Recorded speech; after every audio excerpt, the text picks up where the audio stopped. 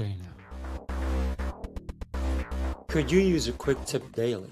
How about a tip that can impact your day? My name is Rafael. Join me as I bring you tips by experts around the world. These experts have shared their knowledge and wisdom with me and will directly share them with you.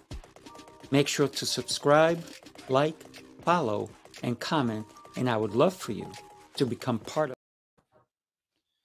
So every day I get a chance to make a mistake, and I just did one. So that was New Tip Daily. So let me show you the intro. And by the way, good morning, Andy. So let's Good just get morning. on let's get this the right way. Here we go.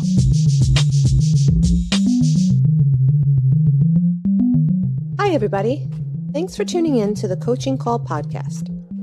On this podcast, we'll cover various types of coaching by trainers in sports, martial arts, fitness, and business.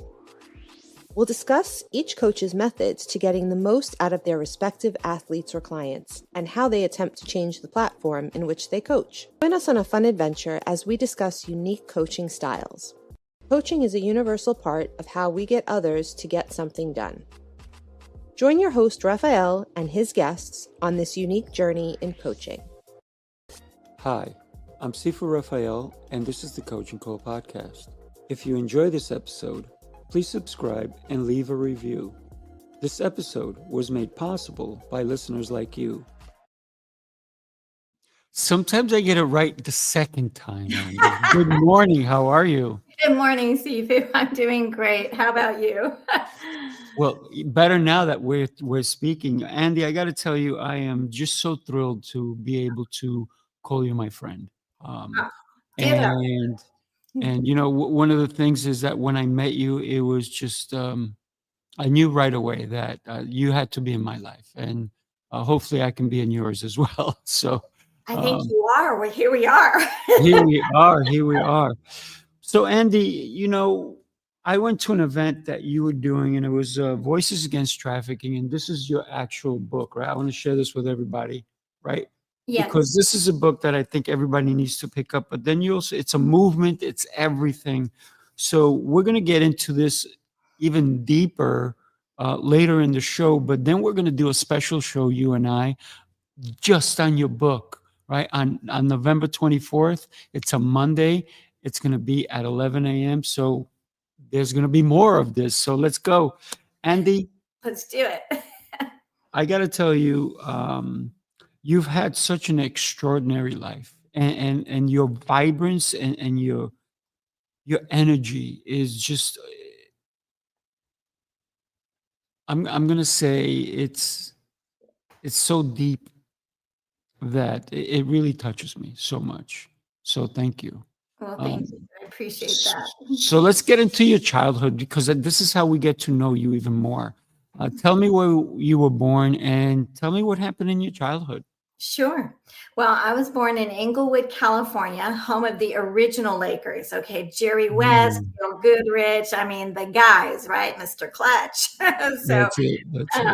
And then it pretty much stayed around LA for quite a while before the family moved on. But during that time, Sifu, you know, in the early 60s, they didn't have terms for a lot of things like human trafficking, and nobody really talked about child abuse at all. You either, if you knew about it, you didn't say anything, you didn't want to get anybody in trouble. And if it was in your own family, you just didn't go to that crazy uncle's house or grandpa or whoever. But in my case, I was actually trafficked by all immediate family members and some extended family members from the age of 6 months old to Oh my goodness. years old. Mm-hmm. 6 to what? 6 months? 6 months old to 17 years old. And again, they didn't even know they could make money off of that. But when you're passed around to family members for them to do whatever they want to do to you and stuff like that. So it's because of counseling, which we can talk about later, but that they were able to go back that far to find out when it started. And then the one and only time my birth brother ever discussed what happened to us, and then chose not to be in my life. He admitted that he didn't even see me the first year that I was born because I was locked away in a room where things happened to me. Oh my goodness. Yeah. So that was how I came out. And then at age 3, I saw the first side of my birth mother, who, as I call it, was the orchestrator of all evil in our family. Even though men and women, or male and females, both violated, abused, tortured, all that. But at age 3, I remember that my little hand was on the wallpaper, peering into the kitchen to see what was for dinner. And, little 3-year-old kid, I didn't know that was a bad thing. But she turned around with a meat cleaver in her hand, started stomping her feet, charged me, screaming at me, chased me through the entire house. And I literally, at 3 years old, thought I was going to be sliced up and die. Oh my gosh, that's so traumatic. And just to see you here so vibrant and so alive and so willing to help others, it is really a miracle that you're here with us. It is a miracle, because at 5, things were so bad. I just wanted to be dead. And a lot of kids feel that way. They may not be able to communicate it, but the pain is so great, so deep. They think they are so trapped because nobody heard my screams. I cried out to God. I screamed, please let them kill me tonight. Let this be the day I die, and, let me die. And thankfully he had a different plan. But before we got to that plan, I went out to the curb of my house one day, and I'm sure I was depressed, but I looked into the huge sky, and blue Sifu, big California sky. And I wonder how big that is. How far does it go? Who made it, right? Are they bigger than the people hurting me?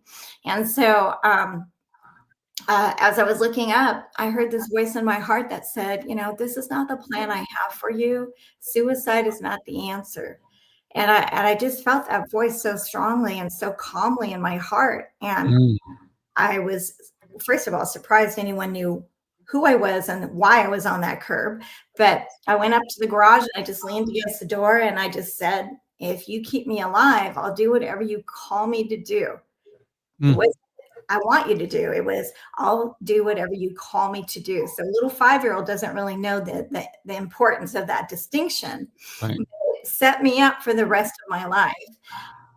Now, was it easy? No. I tried to cut my teeth at 8. I tried to jump out of a 2-story window at 9 because I had been locked up for 3 months and didn't know how to get out.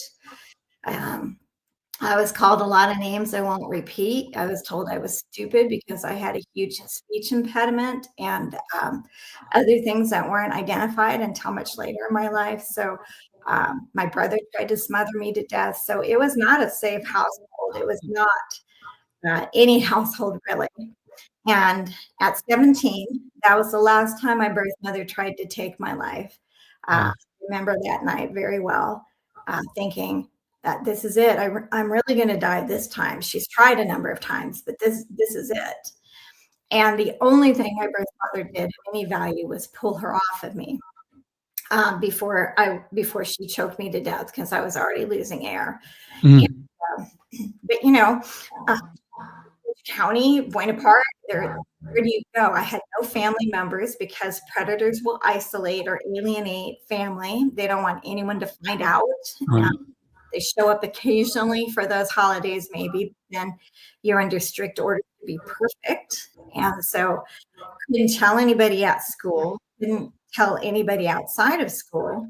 And, this little redhead, it just kept trying to be her, be a person. And what I did, I was always being, squashed. So it was really hard. No friends, nobody I could trust. So imagine you have children, you see children on the playground, you see children in church.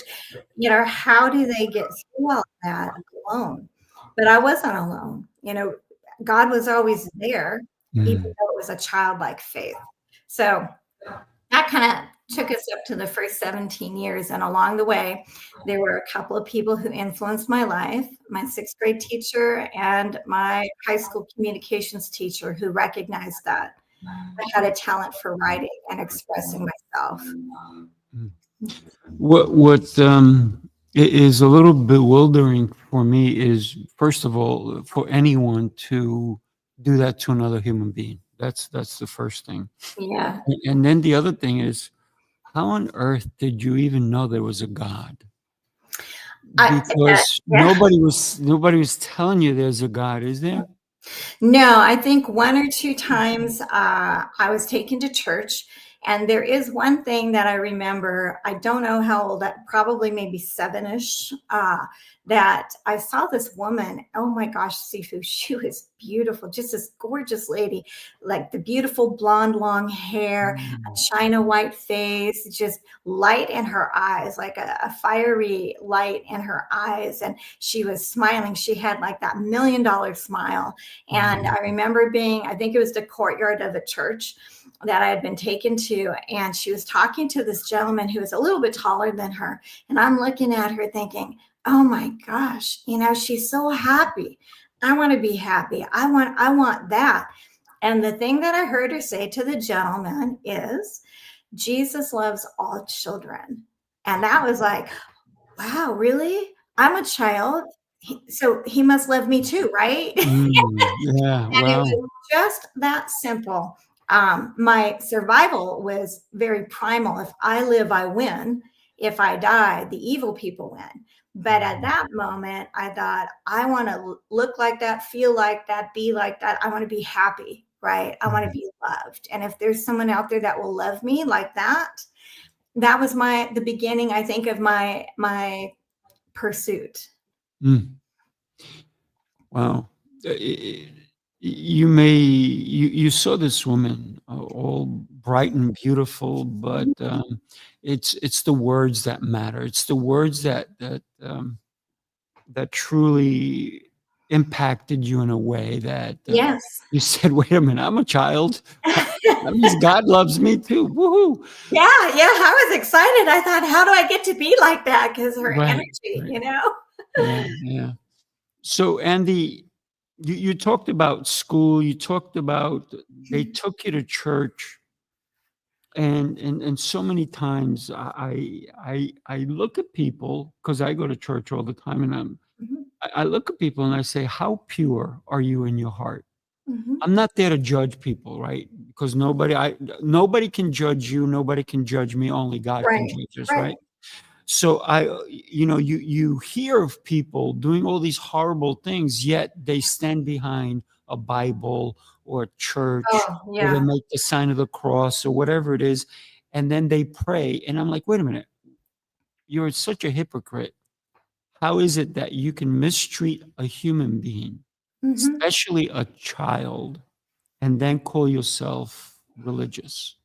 Absolutely, and Yeah. she had a big black Bible, and she would say that God said it was okay for her to do these things. Oh She my was a God. ritualistic abuser, and, Wow. which is why I've never, ever had a black Bible in my possession ever. Mm. And my birth brother got the terrifying version of who God is because of that. I somehow, it is a miracle, Sifu. I don't know how I got to be who I am other than the grace of God, because the only friend I ever had was Jesus. Even though it was a blind faith, I would still Mhm. talk to him. I would still, as I heard about God from other people, I would talk to God, and I didn't know until much later in my life what it felt like to be loved. Mm. How was school for you, Andy? I know you said you went to school, you had no friends. Did you go to kindergarten? Did you Mhm. draw? I mean, did you stay in the box? Did you stay inside the box when you drew? Because you were confined at home, right? Yeah, You were tortured, you were mistreated, verbally abused, physically abused, yeah, by not emotional. one person, but multiple of people. I can't even imagine what that's like. Yeah, we were sent to school. Definitely, my birth brother and I were sent to school, and the only private school around was Catholic school. Even though we weren't Catholic, we were, I guess you would call, evangelical or Protestant, maybe. But as you can tell, not everybody embraces the truth of that. Mm. But on those occasions that we were taken, that's where we went. And then we were sent to Catholic school, kindergarten, and in those moments at the school, I had friends, but outside, I didn't have friends. In fact, anytime I came close to having a friend, my birth mother would make sure she ruined it or embarrassed me or humiliated me in front of them so they would want nothing to do with me. It was all about control, very sick control. And I could only have experiences that were allowed. I had never even gone to a movie by myself until I was 18. Mm. So everything it was very, very difficult. It truly is amazing that I didn't either take them out or end my own life permanently, but I just believed that somebody knew I was there, that I existed, and that God, this being out there, I wanted to know him so badly. Mm. Andy, did it ever occur to you to even question if the other kids were going through what you were going through? Absolutely, all the time. I would look at other kids thinking, I don't know, do they have the same problems I do? And you can't talk about it because we were told if you say one thing, I'll kill you, right? So that you go to school knowing you can't talk about anything about home unless you lie. Oh yeah, everything's great, which is what I did. I learned to lie really well to protect myself from anyone finding out. But you asked about friends and stuff. Well, I call music my second salvation and education my third salvation, because at least at school, nobody was touching me, hitting me, hurting me. But I had other trials. I had other challenges. Imagine being 12 years old and there's a class project and the teacher says, okay, everyone, it's like 30 of us in the classroom. I want you to write something nice about the person behind you. We're going to go all around the room. And at the end, you're going to have like 30 really nice things supposedly said about you. Right. Well, I got my paper and every single thing on that paper said, you should die. You should kill yourself. You're ugly. You're stupid. We hate you. Nobody here likes you. And so I had this whole paper filled with that. And I happened to be in the front seat, first time ever, and I was so excited. So I was the first one the teacher called upon. And I tried to pass it off to the one behind me. So, oh, it's okay. Ask. And no, I'm asking you. So I gave her the paper and I'm pretending not to care about what I read, because somehow God gave me the wisdom. If they see you hurt, more, right? Right. So I just smiled like, oh, wow, isn't this great what I'm reading? When she read it, tears came to her eyes and she was really angry. And she scolded the class, but the damage had already been done. So now I wasn't safe at home and I wasn't safe in school.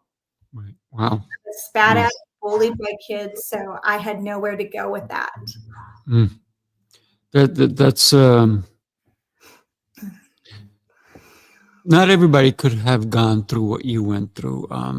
There's and I hate saying this, but there's a reason maybe you were chosen, right? Because of the strength that you accumulated through this whole process. And no one should go through what you went through. But I agree. it made you so strong and so diligent. You talked about the last time your mom literally tried to kill you at 17.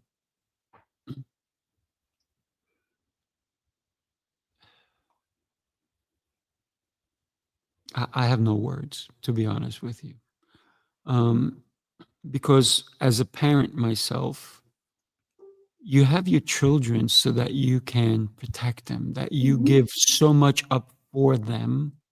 And for somebody to want to hurt their own child, it makes no sense, right? So that was the last time. Why was it the last time? What did you finally do?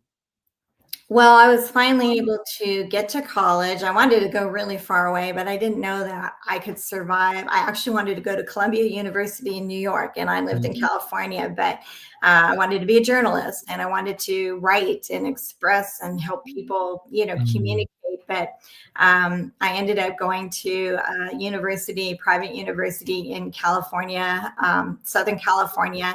And that was where I finally saw, oh my gosh, all these people, different lifestyles, different, backgrounds. I'm thinking, wow, I don't even know what to do with all of that. And then, you have the crazy kids that were very protected, and they're getting drunk and, doing all these, things. And it terrified me. It really did. I was like, oh my gosh, I don't even understand that kind of life. And so I had to learn a lot very quickly, and especially about relationships and dating, because where would I have had that model, right? How to identify danger with somebody that says, hey, I really love your writing, I read your article in the university paper, let's have a steak and talk, and I'll come up to your room and say, oh, hey, that sounds great, right?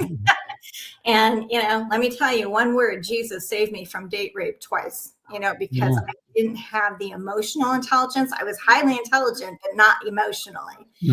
So I finished college in 3 years, got done early, went to work immediately in the hospitality industry. And while I was there, I thought, what do I want to do? I was trying to learn how to make my choices and how to figure out away from what I had come out of, because I was still connected to the biological family, and I couldn't really get away, but I was far enough away to at least start making decisions. And so I decided I would go to law school, and I'm going to go to law school. I'm going to save kids that were like me, and I'm going to make the world a better place.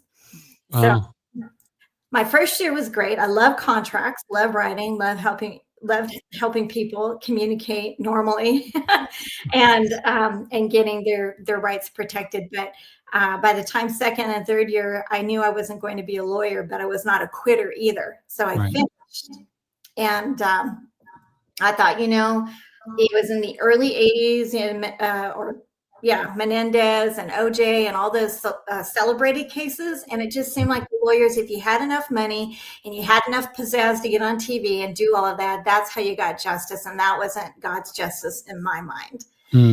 I took law and went back to business, and it was great, because I thought, if I'm successful and I can make money, then I can help anybody I want to.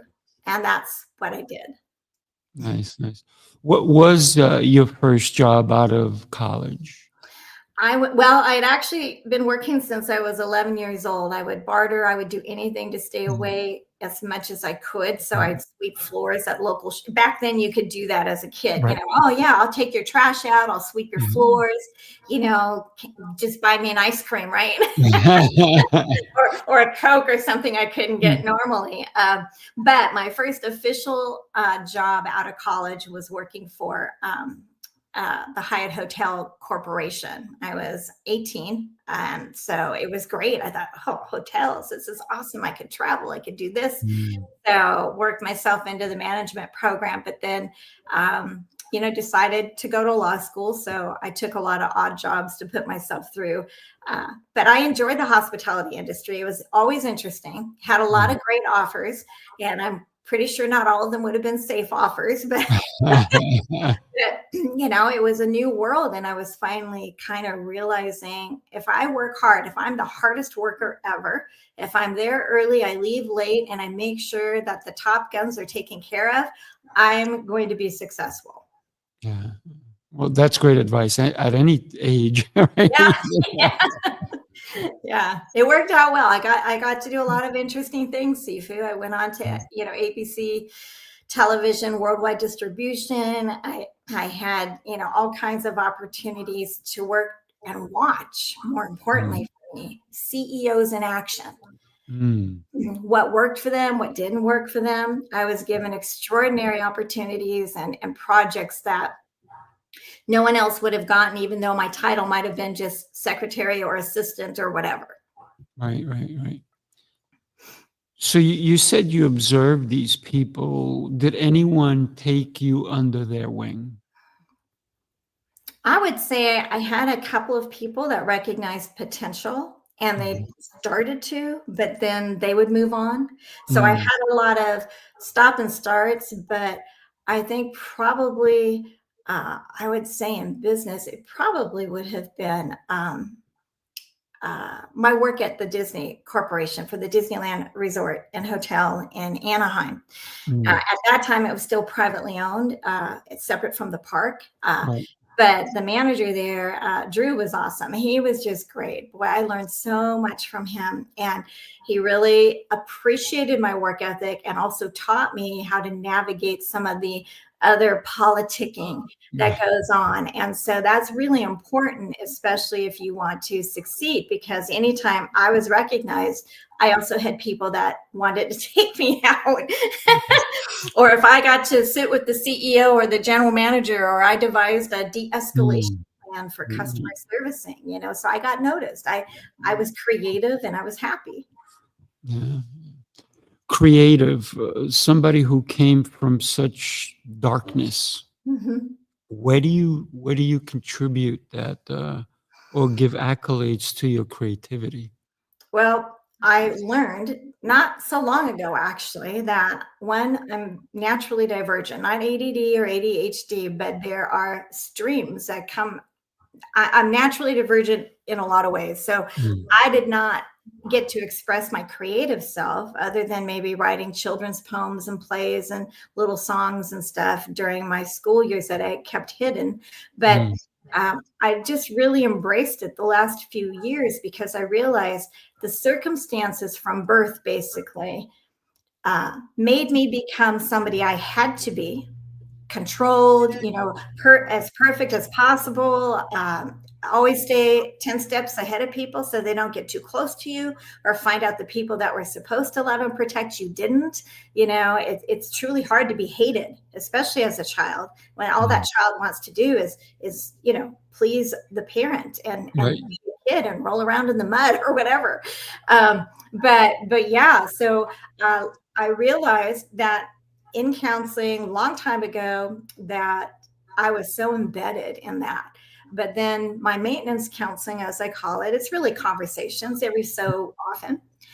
I am embracing my true spirit, which is creative painting, dancing, writing, singing, all of those things. My brain works at a pace where I can have 1,000 ideas in the morning. Maybe 2 of them are good, but I have a lot of ideas. Right.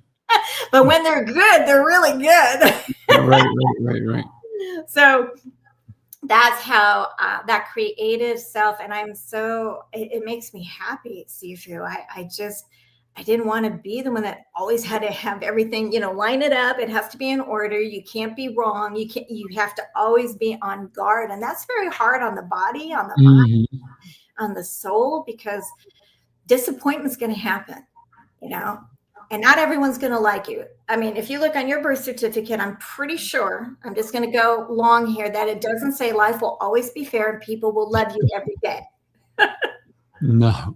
So you just talked about love. When was the last time or the first time that you actually felt love? That's a really great question. There were times I thought I was loved by someone or somebody. I did create some friendships, but not the kind most people have, like high school or college or those things. The first time I truly felt that unconditional love was in a chapel service. A friend had invited me there, and I went. I was still married to my ex-husband at the time, and we went. We were a little bit late, so the only seats available were right in front. So 2 seats open right in the first pew, and it was a very small chapel in Encino, California, where a lot of old Hollywood and other people went. And that, from the minute the speaker started speaking, boy, I tell you, it was like a rainforest. I wept the entire 2 hours because everything she said was, oh my gosh, she knows, somebody knows. And then I'm terrified because there's no place to run, no place to hide. And you're in the front. I am in the front and I'm like, oh my gosh, but God was using her for 2 things. One, when she prayed for people, and she was very intuitive, and she said, there's someone here who's been crying out to God for a lot of years, since childhood. There's somebody here, da, da, da, da, da. And so she went on, and she was saying that God wants you to know that he's heard you and that he's healing you, but it's literally, this is what it's complicated, and he's going to heal you in layers. And I'm like, okay. And I'm still weeping because I have a horrible abusive marriage. I had a horrible life. And when it was all said and done, Sarah came down, the speaker, and she sat next to me as everyone was exiting, and still gets me emotional. And she didn't say a word. She put her arms around me, Sifu, and she just started rocking me side to side. Oh my gosh. And in that moment, my first thought was, why is she doing this? But then the second thought was, I wonder if this is what it feels like when a real mother, a safe mother, loves her child.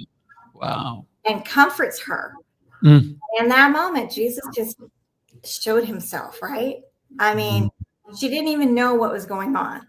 But after that, I had this light, like this awareness, this energy, this warmth. I felt like literally Jesus was sitting on the console of the car because I felt it. I felt experientially, not just intellectually.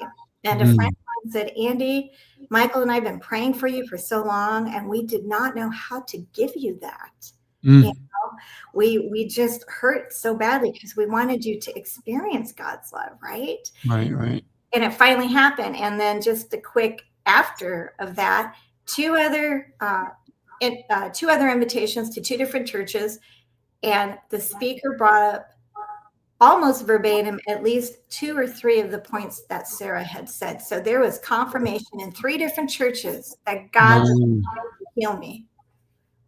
That's beautiful. Wow. That's the great thing about faith. I mean, it's just everything's unlimited. The possibilities are infinite. Absolutely. So you said you were there with your husband, your first husband, and you didn't necessarily have a good marriage. No. Let me ask you, was it because you didn't know how to choose the right person for you? Well, sometimes you ask for something you don't understand, and you get it because God is a daddy, and he's like, okay, well, here you go. I asked for someone to love me and for me to love back. That's all I wanted, was to love and be loved. But the thing I asked for was I wanted to see the world, like travel, all the innocent things, travel, see things that I'd never seen before with a partner. So I asked for someone who would show me the world. Now, being naive and innocent, when I asked that, I didn't realize there was a dark side to that question. So, and he was a leader in the church. We dated for 2 years. We did all the proper things, right? But I think I kind of knew something was a little off, but I didn't have a model, to gauge, is this normal, not normal? And then I found out within days after the wedding, it was very not normal. And so it took 8.5 years to legally for him to divorce me, which I was very glad for. And I know a lot of people would say, oh, divorce is bad. And you're right, it is bad. But you know what? I considered that deliverance. I was willing to stay until the end of my life if I had to, because I made a promise to God. Yeah. But God is also so gracious to let us know, I understand things happen, right? Absolutely. And so there's forgiveness, there's all that stuff you work through, but it was very traumatizing, not just because I had lost myself again to a narcissistic, abusive man who basically by today's standards would be considered a sexual deviant. But after that was final, and God just really showed me who he was, little book of devotions that somebody had given me. And every day I would read, and it was like a little piece of food, every day. Nourishment. Yeah, absolutely. And don't you know, within a couple of years, when I told the Lord I would never take second best again, I would never take anything that didn't come from his table, he provided the most amazing human I've ever met in my life, my husband, Ed, and we've been married 25 years. Wow, congratulations. And I met Ed. What a great guy. Yeah, he's awesome. So, nobody is perfect. I'm not perfect. I'm not a saint. I'm not anything. But, you work at it because love is a rhythm. It's it's a dance. Sometimes you dance well, sometimes you don't. Yes. Stay in the game. Yeah. We make mistakes. I mean, look, at the beginning of the show, I made a mistake, right? I put the wrong thing on. Oh, for heaven's sake, Sifu. But if I don't make mistakes, how am I going to learn? How am I going to even laugh at myself? You talked, Andi, about forgiveness. Talk to me about forgiveness, because I had a somewhat of a traumatic life, not as crazy as yours, or as let's say it's different, right?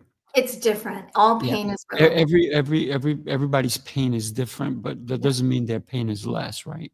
That's exactly right. So when did you, or have you, Well, done the forgiveness part? that was a big one, and it was probably in the first leg, the first year or two of my marriage to my ex-husband, because within 6 months, I knew I needed counseling. Memories and pictures and stuff were coming back and stuff. I was one of the weird people that didn't engage in intimacy before marriage because I thought that was the only thing I had to offer God. Like, at least I didn't choose to do what was done to me, right? It was very simple.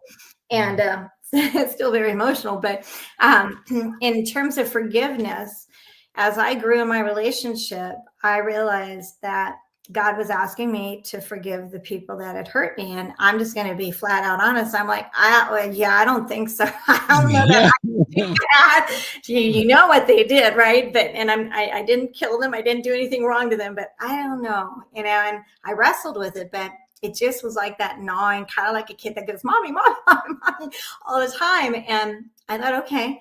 And in that process of forgiving, I experienced and learned what he meant, because he said, it's not for them, it's for you. That's right. Because if we hold on to that hate and anger and everything, we can't open up and receive blessings and love and joy and peace and all of that stuff. So it took several days, like to really release my birth father. It took a long time, for the others, and I didn't really have the opportunity to do that with some of the other predators, but I kind of had to figure out who they were. And once the identities and stuff came out, but I also didn't want anything to do with them either. I mean, they were still trying to be in my life, trying to control me, trying to tell me, what a loser and liar I was. My birth mother actually wrote this typed a 4-page letter while I was in college, saying she would take me for everything I had, which was nothing as a college student. And she had lawyers and everything because she had heard I had started speaking about my experiences. And so, and she basically threatened to kill me again. And so I actually, imagine this, I don't know how old your kids are. Imagine you have a child who's 19 years old, and that child calls the only safe relative she had met, an aunt who had been good to her, from a payphone on a street in LA that says, I know this is going to be a lot for you to understand, but here's the bottom line. And I just got this letter, so I want you to know, because you've been good to me the few times I've been able to be with you, that if I die prematurely, the police know to go after your sister, basically. Can you imagine your child having that conversation? Yeah. So, all of that goes with the package is just so much. And it's a lifetime battle, a lifetime sentence for any victim of any abuse, even one sexual assault or one trauma. But again, God was good. He just really worked with me, and he always gave me enough to get through and to get by. He brought strangers into my life for a short season who affirmed my value and my worth. And so I started learning that I did have skills and I did have things to offer, but I also knew I would never have children. I thought that was the only way to end the evil in all generations. I think you would have been a great mom. Come on. Well, now I would. And actually, Ed and I became parents officially in my 60s. He's a little bit older, but we have a daughter that we rescued off the street when we had a shelter. And so she was finally ready to be adopted. It's 5 years ago now. So, and she's got her. Congrats. Yeah, thanks. It's been great. But we were really her parents since she was 18, you know. Um, Yeah. so I did get to be a mom that way. That's beautiful. When you know, and here's the thing, right? Um, my sister became a mom to me at Oh, 10 when I was 10. nice. So at 18 is when I forgave everyone. Hmm. And when I told my sister I didn't want to do anything with the rest of my family, she actually didn't understand and she cried. 'Cause she Oh, didn't know everything I went through, right? And she cried and she said, "You can't do that. You can't do that." I said, "Oh, watch me." Right? So so think about it. So what she said to me, "At least take a week and think about it." mhm. And so I said, "Okay, fair enough." 'Cause Yeah. I'd never seen her cry so much. And I Oh, said, "Fair enough. I will do that for you." mhm. And it was the best advice that she gave me because when I forgave my family and anybody who hurt me, because it wasn't just my family, it was other people, Sure. I turned around and I said, "They don't need to know I forgive them. That's right. I don't. I forgave them for me," right? So, it wasn't me going back and saying anything. I didn't say a word to anyone, never Yeah, have. neither did I. And if they hear my episodes now, that maybe they'll know, but it wasn't about them, right? And I think real forgiveness is about you letting go of that pain, of that hurt that That's they right. put on you, right? Because you wouldn't be you, and I would miss that so much. So would everybody else who knows you. And here's the thing: if we allow the people that did all that damage Mm, to to take the rest of you, then they've killed you anyways, right. right? I mean, you're ineffective. You're not enjoying all that God has for you, and that is such a huge loss. But I understand that it does take some gumption, and people used to, well, how did you do it? And other people, I don't know. All I know is that Mm, God clearly had a path for me, and I can't change it. I can't change what happened, but I can change today. I can take mm, today and do the best I can. And as imperfect as all humans are, that's all any of us can do, because we don't know about tomorrow. mm. Nobody said you're going to get tomorrow, right? That's right.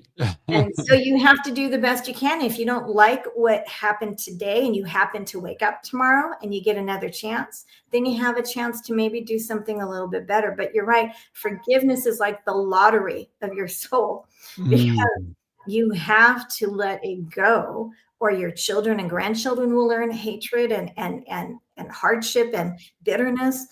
Those are not the things I would want to leave as a legacy. no. It's very interesting. My sister calls herself my mother's sister. So I love that. God it's bless her. it's kind of funny. So even on Mother's Day, I call her, and my brother-in-law is it became almost like my father, and they've been together forever.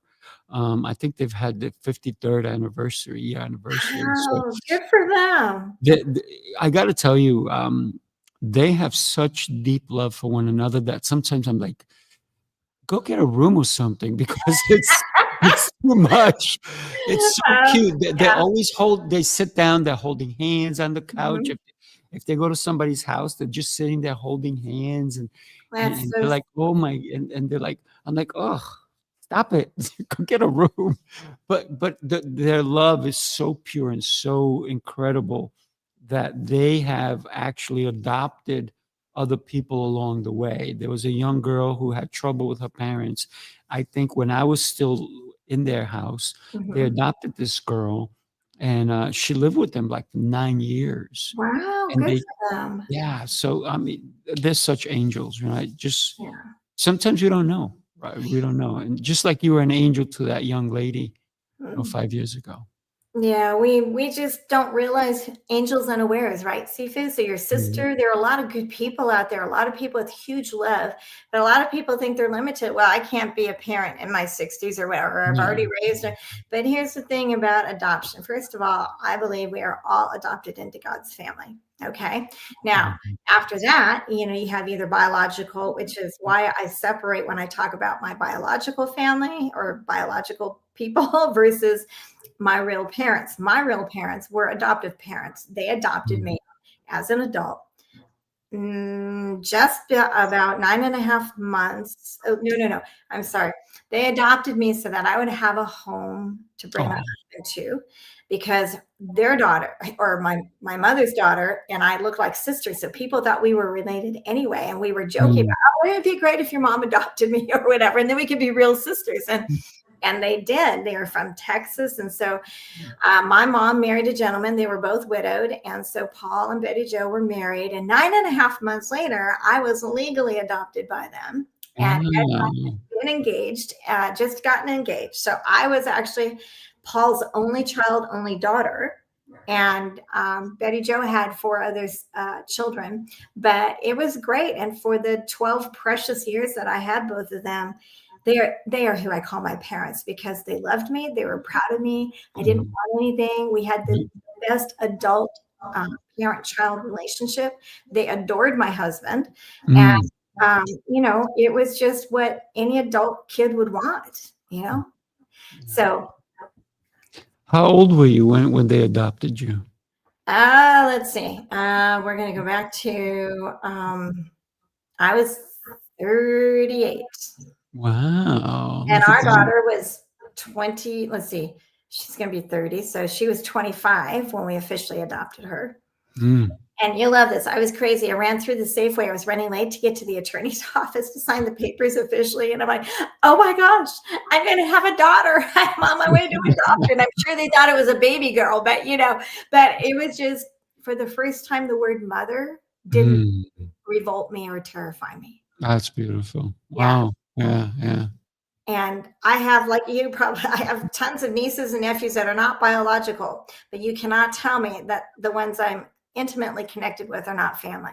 They're mine as if they were mine. Exactly. Andy, you decided to start talking about what you went through. Why?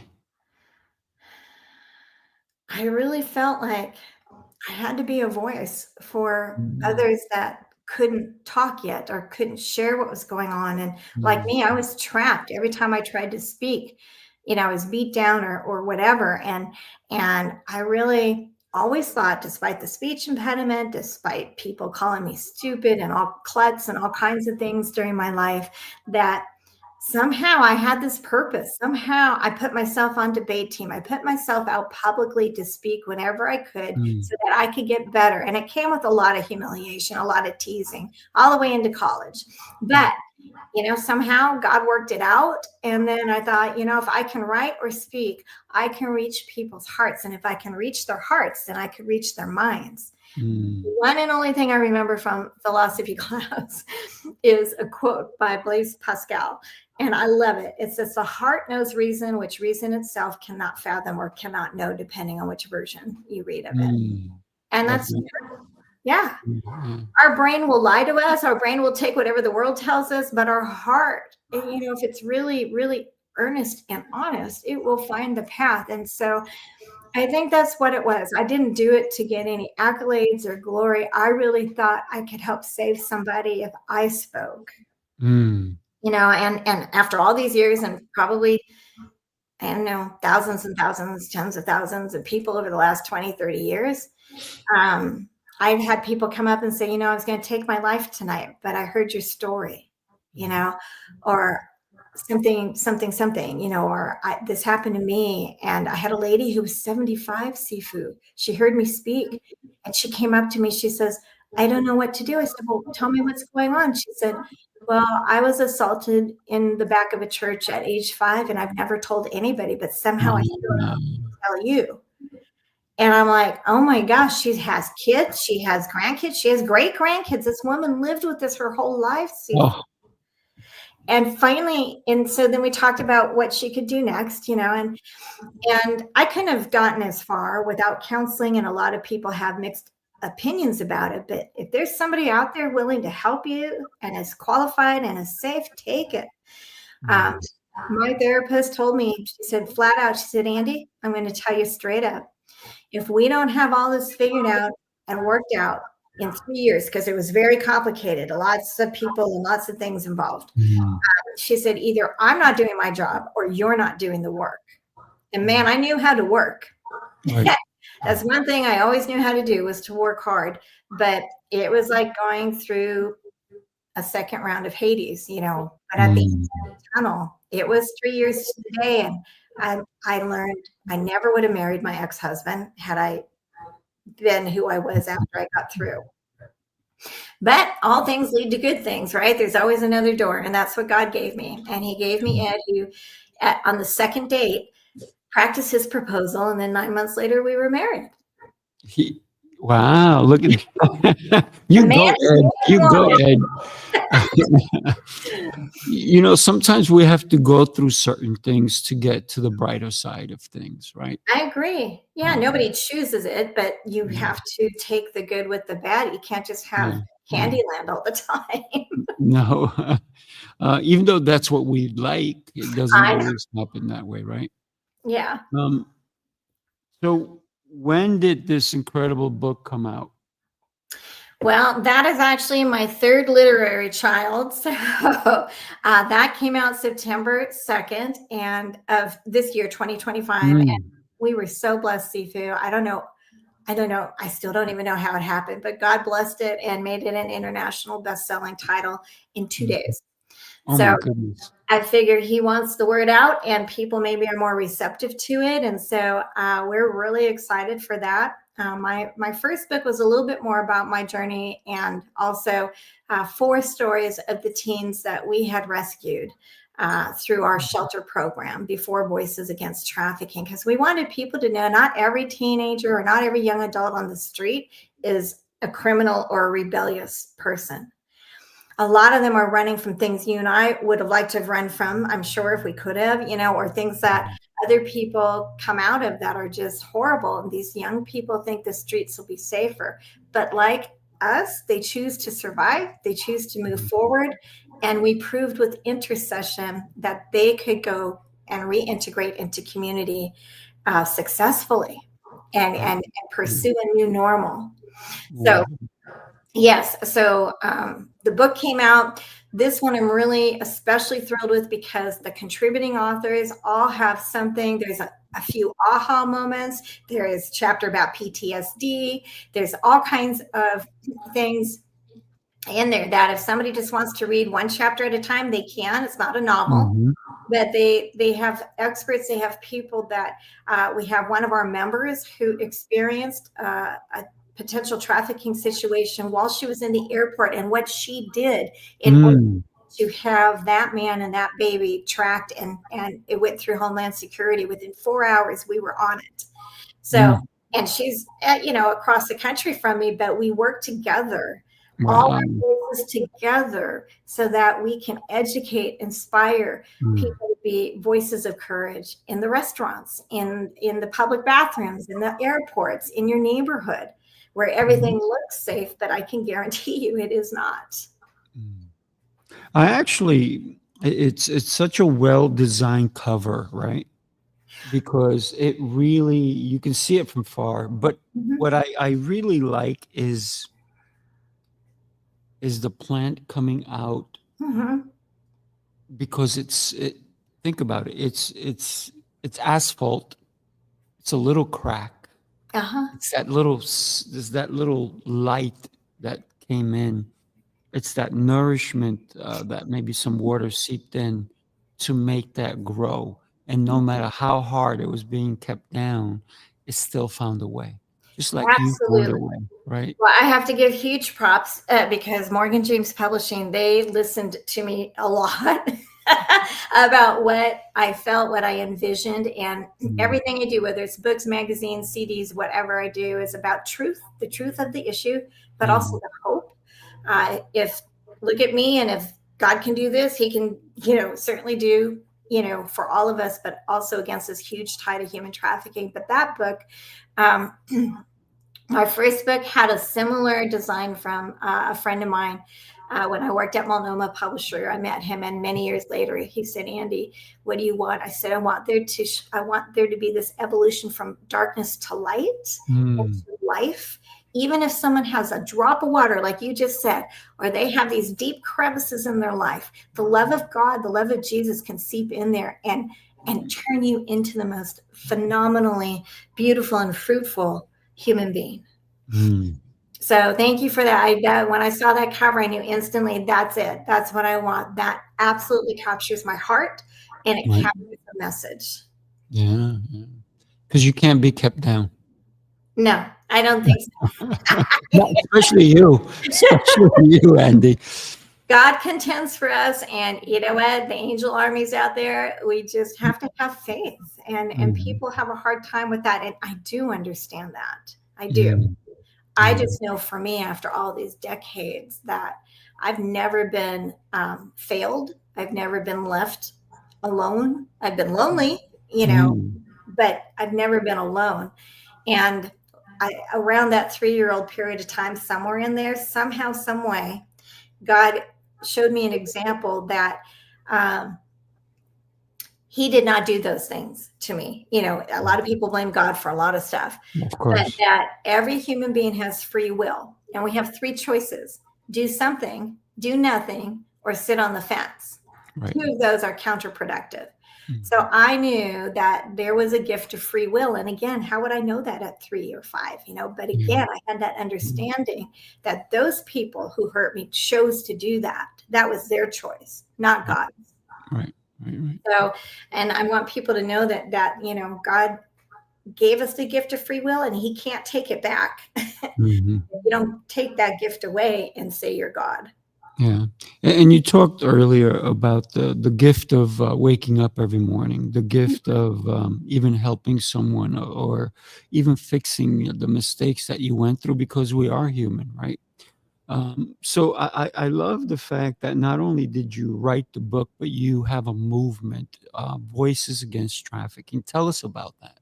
Absolutely. So when our shelter, Beulah's Place, was shut down because of COVID here in Oregon, we use safe houses, but we finally got a building. And anyway, we had to sell the building, which was crushing to me. I thought, Lord, what's going on? I thought this is what, we were supposed to do here.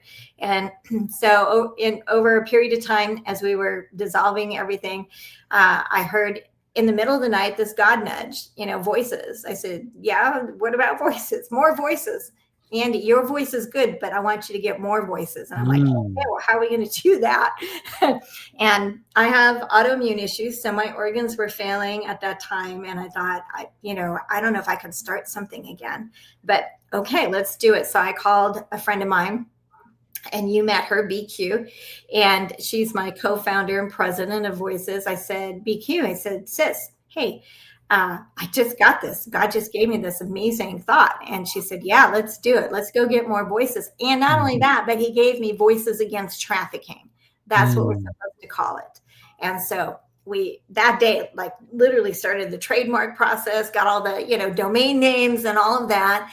And then I thought, okay, so now what? So I started calling everybody I knew saying, look, we had to close the shelter, but we're going to be doing this. And basically this was a broader net. The tent pegs are unlimited. I had this vision where there were no tent pegs. And I thought, I can't possibly be finished in my life because I still have energy, right? Absolutely. But then kind of the processing and the revelation was like, they are so far, you can't see them. And I thought, oh my goodness, this is going to be wide. This is going to be big. So how do we do that? Well, we have to reach people. We have to reach them with books, and we have to reach them with Voices of Courage magazine. And now we have a music CD called Broken Treasures, because we're treasures in God's eyes. But a lot of us are broken or have experienced brokenness, right? Because we're human.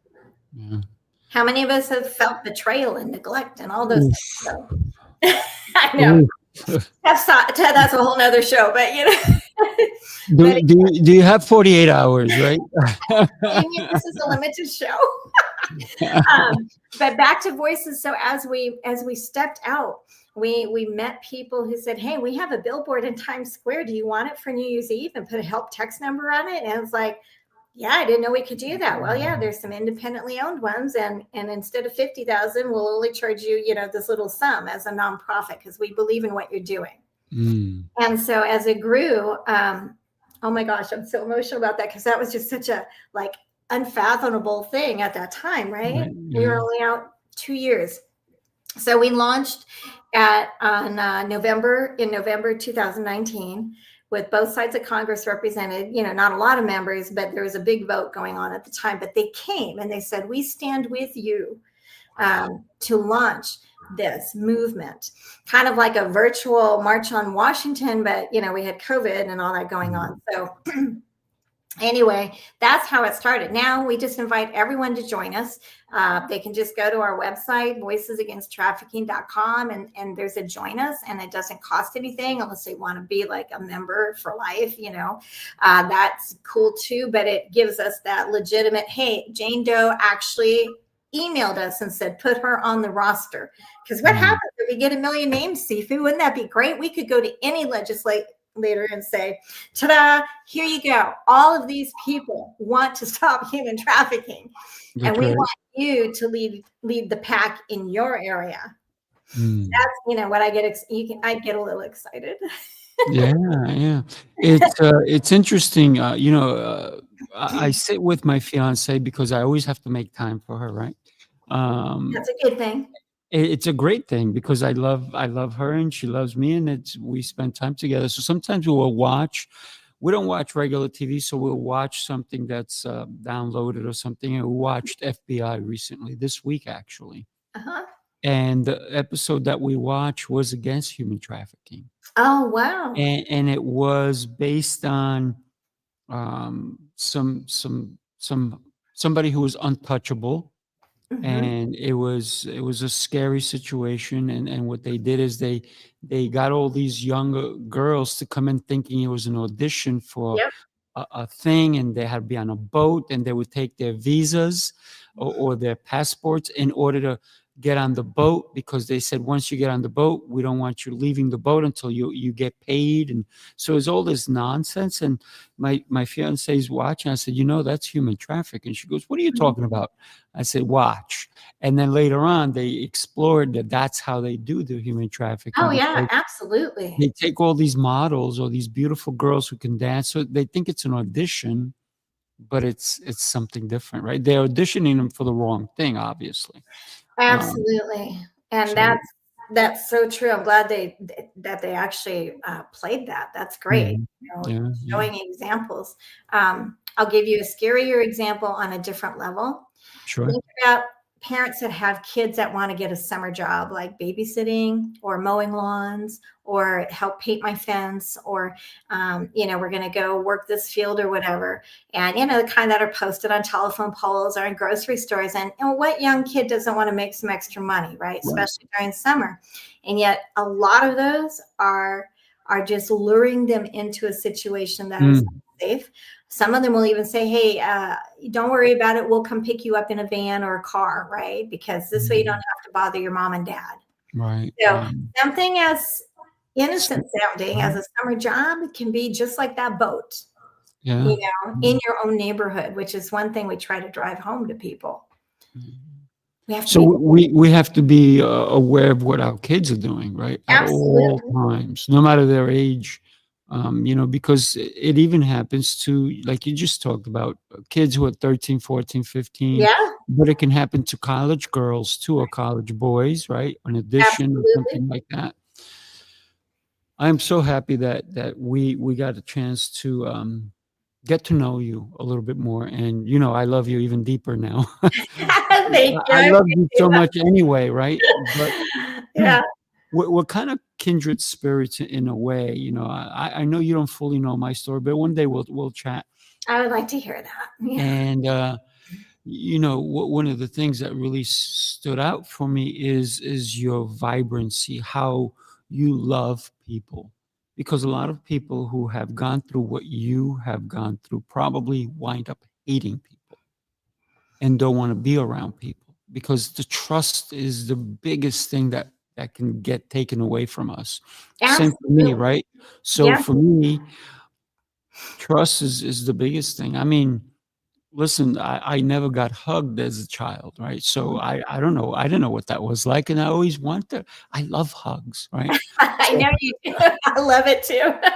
yeah, right. It's because we missed it so much that now we really want it, right? And Mhm. I was so happy I was able to hug you in New Jersey that time. Me Was too. it I New met a Jersey? lot It of was New good. Jersey, right? Yeah. Yeah, it was New Jersey. I know. Mhm. I got to meet a lot of great people and a lot of people that are part of my team that I hadn't actually physically seen. It's all Zoom and all, phone calls and stuff. And Right. it was such a joy. Wish it could have been a little bit longer and to enjoy that. But I was just so grateful to Mm. all of them and to everyone who showed up. And I'm so glad you were there because we have to support each other. And there may be people listening or watching that are like, well, I don't know about this human trafficking thing. Oh, that's okay. Then be a voice of courage for something else that you're Mm. passionate about. Maybe it's Mm. your child's education. Maybe it's something else, and that's okay. But we need to step up as a local, as a state, as a national, and a global community so that it is safe for everyone. The most dangerous place right now for a female in particular, but also males, is from 18 to 24 is a college campus. Mhm. And it used to be, a few rapes, which, is bad enough. But now it's the ways, again, that they're lured into or drugged into sex trafficking rings or, predatory activities. And let me tell you, not one person who's been violated is going to run home and say, "Hey, guess what happened to me last Right. night?" Right? Mhm. No, that's not going to happen. The Yeah. gangs would rather sell people than drugs. It's easier unless they don't get caught as often, stuff like that. Mm. But again, that's truth, and we're the hope. We're Right. bringing hope that if we're voices collectively, we're stronger. Absolutely. And one of the things is that people don't say anything when it happens because of the shame and the guilt, because maybe they feel guilty that it was maybe their fault or whatnot. So Absolutely. one of the things that and I love what you said, that even if you don't believe in Voices Against Trafficking, Mhm. go do something. But I believe that a lot of people don't do anything until it affects them, until That's it affects somebody they know, somebody they love, somebody that they would never imagine that would happen. So, absolutely, and I hate for that to happen to anyone. The yeah. tragedy of how it affects families is heartbreaking. And now you have more victims, right? And generational victims. So please, please consider doing something, as Sifu said, whatever that means to you. And if you don't know how, and you want to know more about how to be part of the movement, contact us through the website. It'll come directly to me, and we answer everything. We maybe not right away. It may take us a day, but we get to everybody. Mhm. Watch our social media posts. There's so many ways to be proactive, promoting our fundraisers that are online, things like that. Simple, Mhm. very, not very time consuming. Yeah. And so, anyway, we encourage everyone to just take a look. Yeah, let's get that billion people signing a declaration of Yes. let's stop all this nonsense. Andy, what a pleasure you are. Everybody, do me a favor. Someone needs to hear what we spoke about today. Someone needs to get to know Andy, and maybe you don't feel being called to, but somebody that you can send this video to will be called to. And then here's the other thing: November 24th, we're going to go deep into her book, Voices Against Trafficking. So remember to join us November 24th. It's Monday at 11 a.m. Eastern Time. Andy, you are a gift. Thank you. Thank you. Right back at you, Sifu. It's been a Uh, pleasure and an honor. Thank you for putting this out there to everyone who's watching and listening, because that's how we get things done. that's right. That's right. All right, everybody. God bless. Andy, God bless. Hang on for a sec. Everybody, share the show. You need to share it. Somebody needs to hear these messages. Thank you so much, everybody. God bless and